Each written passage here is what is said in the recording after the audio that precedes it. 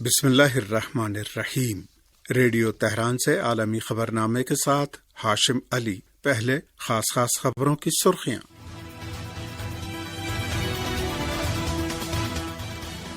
ایران کی مسلح افواج کے سربراہ کا پاکستان کے آرمی چیف سے ٹیلی فونی رابطہ، دہشت گردی پر قابو پانے کے لیے باہمی تعاون پر تاکید۔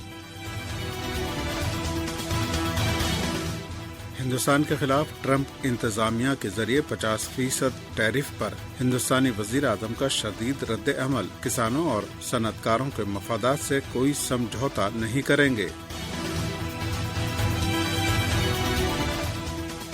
سلامتی کونسل غزہ کے بارے میں ہنگامی اجلاس کا انعقاد کرے، OIC کے ہنگامی اجلاس کے اعلامیے میں پرزور مطالبہ۔ اگر اسنیپ بیک میکانزم کو فعال کیا گیا تو اس کے سنگین نتائج برآمد ہو سکتے ہیں، ایرانی وزارت خارجہ کے ترجمان اسماعیل بقائی۔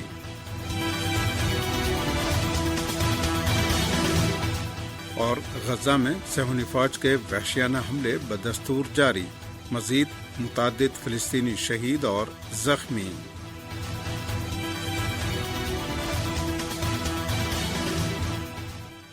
اب خبریں تفصیل سے۔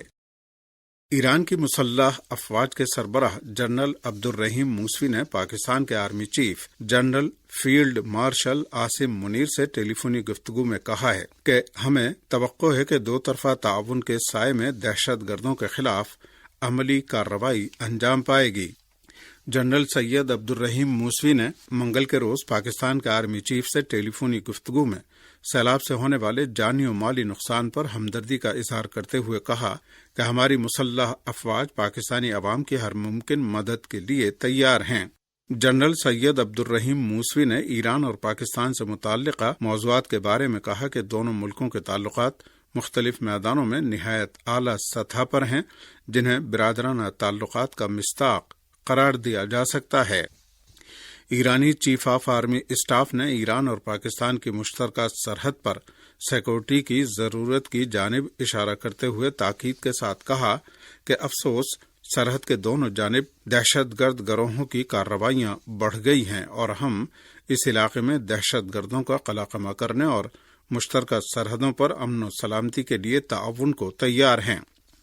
پاکستان کے صوبہ خیبر پختونخوا کے علاقے اپر دیر میں پولیس اور CTD کے مشترکہ آپریشن کے دوران 9 دہشت گرد ہلاک کر دیے گئے ہیں۔ پاکستانی میڈیا نے SSP اپر دیر کے حوالے سے خبر دی ہے کہ 3 روزہ آپریشن میں پولیس، ایلیٹ فورس اور ریپڈ ریسپانس فورس نے حصہ لیا۔ SSP اپر دیر نے بتایا کہ 20 مربع کلومیٹر پر محیط علاقے میں آپریشن 3 دن تک جاری رہا۔ انہوں نے یہ بھی بتایا کہ آپریشن کے دوران 2 عام شہری جاں بحق جبکہ پولیس اور CTD کے 10 اہلکار زخمی ہوئے ہیں۔ ٹرمپ انتظامیہ کی جانب سے ہندوستان پر 50% ٹیرف کے اعلان پر نریندر مودی نے کہا ہے کہ کسانوں اور مقامی صنعتوں کے مفادات پر کوئی سمجھوتا نہیں ہوگا۔ امریکی صدر ڈونلڈ ٹرمپ کی انتظامیہ نے ایک مسودے میں ہندوستان کی مصنوعات پر 50% ٹیرف عائد کرنے کا منصوبہ پیش کیا۔ یہ فیصلہ ہندوستان کی جانب سے روسی خام تیل کی خریداری جاری رکھنے پر دباؤ ڈالنے کے مقصد سے کیا گیا ہے۔ اس اقدام پر ہندوستانی وزیر اعظم نریندر مودی نے سخت رد عمل ظاہر کرتے ہوئے کہا کہ ہندوستان اپنے کسانوں، چھوٹی صنعتوں اور مقامی پیداوار کے مفادات پر کبھی سمجھوتا نہیں کرے گا۔ ہندوستان کی ریاست بہار میں جاری ووٹر ادھیکار یاترا میں پہلی بار کانگریس کی جنرل سیکریٹری پرینکا گاندھی کے شامل ہونے پر عوام میں زبردست جوش و خروش پایا جاتا ہے۔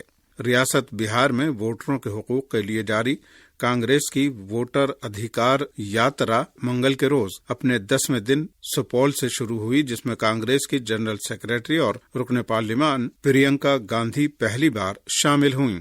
منگل کو سپول کے حسین چوک سے راہل گاندھی اور پرینکا گاندھی نے ایک شاندار روڈ شو کا آغاز کیا۔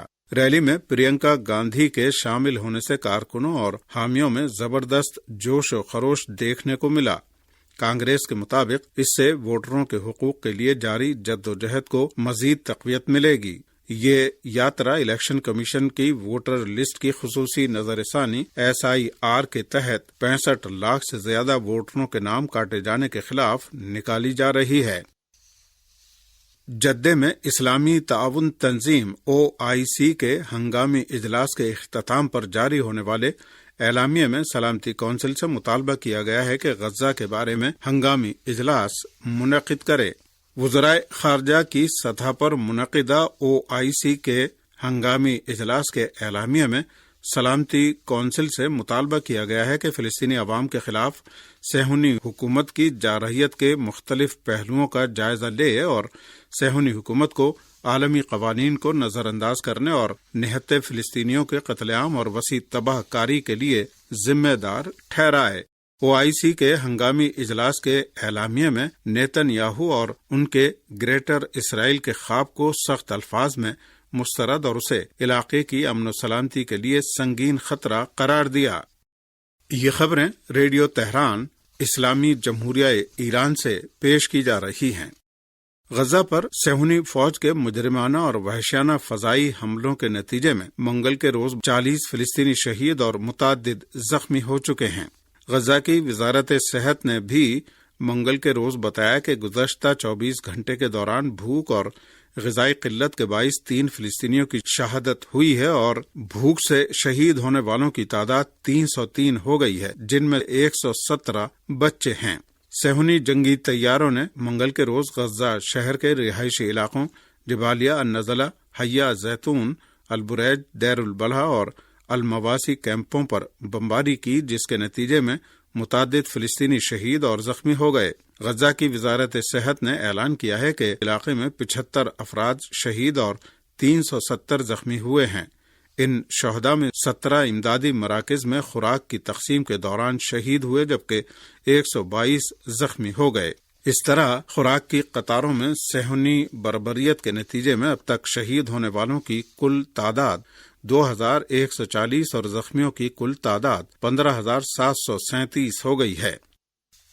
اسلامی جمہوریہ ایران نے کہا ہے کہ اگر اسنیپ بیک میکانزم کو فعال کیا گیا تو اس کے سنگین نتائج برآمد ہو سکتے ہیں۔ ایران کی وزارت خارجہ کے ترجمان نے اپنی ہفتے وار پریس کانفرنس میں کہا کہ یورپی فریقوں کے پاس اسنیپ بیک میکانزم کا سہارا لینے کا کوئی قانونی یا اخلاقی جواز نہیں ہے، تو اس کا مطلب یہ ہے کہ ہم نہ صرف اسے قبول نہیں کرتے بلکہ ہمیں اس کے نتائج سے بھی تشویش لاحق ہے۔ وزارت خارجہ کے ترجمان نے آسٹریلیا سے اسلامی جمہوریہ ایران کے سفیر کی بے دخلی کی خبروں پر رد عمل اور اسلامی جمہوریہ ایران کے جوابی اقدامات کے بارے میں کہا کہ فطری طور پر سفارتی سطح پر کسی بھی نامناسب اور بلا جواز اقدام کا جواب بھی ویسا ہی ہوگا۔ انہوں نے اس بات پر زور دیتے ہوئے کہ آسٹریلیا کی جانب سے جو الزام تراشی کی گئی ہے وہ قطعی طور پر مسترد ہے، کہا کہ بنیادی طور پر یہود دشمنی کے تحت کسی تصور کی ہماری ثقافت، تاریخ اور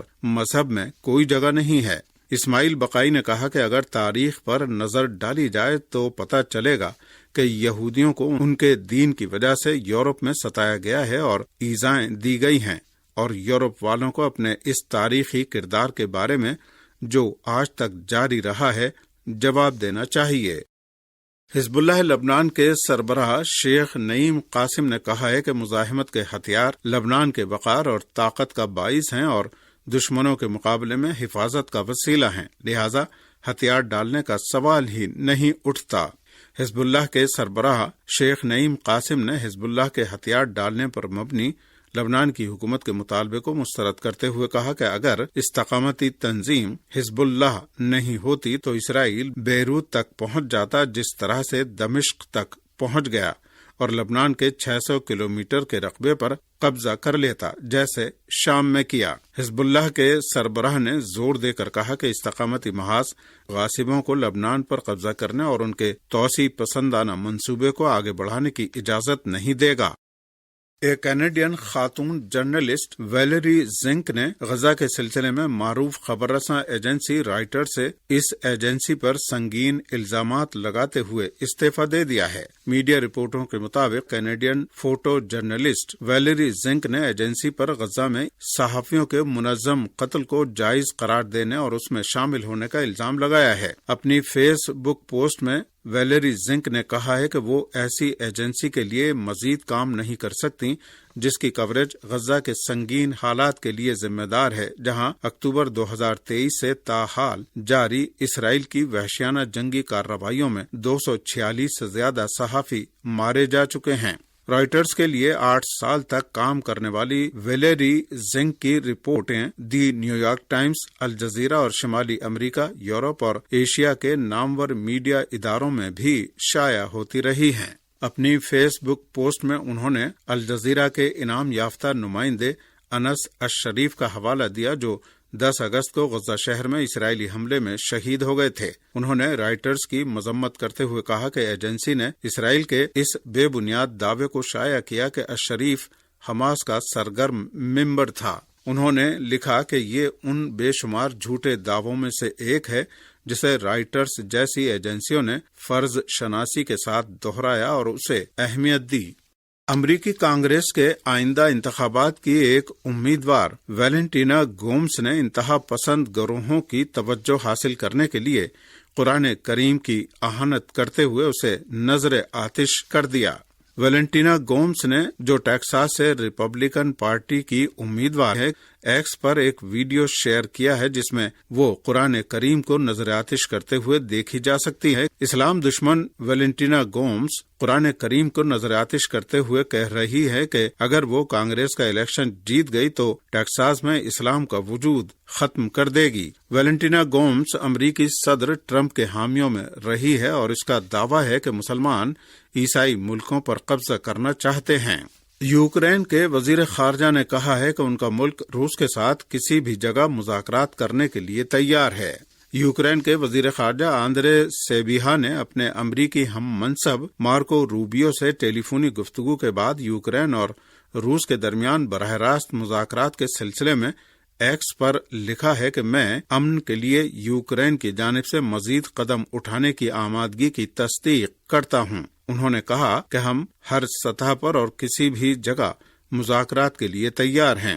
روسی وزیر خارجہ سرگئی لاوروف نے بھی اس سے پہلے کہا تھا کہ ان کا ملک یوکرین جنگ کے بارے میں کسی بھی سطح کے مذاکرات کے لیے تیار ہے، لیکن وہ سچے دل سے ہو اور یورپ کے جنگ پسندانہ کارزار میں امریکہ کے کودنے پر منتج نہ ہو۔ اور اسی کے ساتھ ریڈیو تہران سے خبریں ختم ہوتی ہیں۔ سنو دوستوں، نیوز تو سب سنتے ہیں پر اپنے دوست سے سنا کیا؟ صداقت اخبار میں آپ کا سواگت ہے۔ صداقت اخبار میں ہم صرف نیوز والے نہیں ہیں، ہم آپ کے دوست ہیں۔ آپ کے علاقے کی تازہ خبریں سیدھا آپ کے پاس، گلی محلے کی باتیں ہوں یا بڑی خبریں، سب کچھ ملے گا یہاں۔ ہمارا ماننا ہے کہ آپ کو سب پتہ ہونا چاہیے اور آپس میں جڑے رہنا چاہیے، تو نیوز سننے کا مزہ اب تھوڑا اور پرسنل بناتے ہیں۔ صداقت نیوز نیٹ ورک کے یوٹیوب چینل پہ آ جاؤ، ایک دم تازہ خبریں پاؤ اور ایسے لوگوں سے جڑو جو واقعی میں پرواہ کرتے ہیں۔ یاد رکھنا، یہ صرف اخبار ہی نہیں، آپ کا دوست بھی ہے۔ پر ہو دوستوں کو شیئر کرو اور ساتھ مل کے جانکاری میں رہو۔ مس مت کرنا، ابھی سبسکرائب کرو اور نوٹیفیکیشن آن کر دو تاکہ کوئی بھی خبر چھوٹے نہ، کیونکہ صداقت اخبار میں ہم صرف خبریں نہیں، ہم آپ کی کہانیاں شیئر کرتے ہیں۔ صداقت اخبار لوگوں کو جوڑتے ہوئے، کہانیاں بانٹتے ہوئے۔ چینل پہ ملتے ہیں۔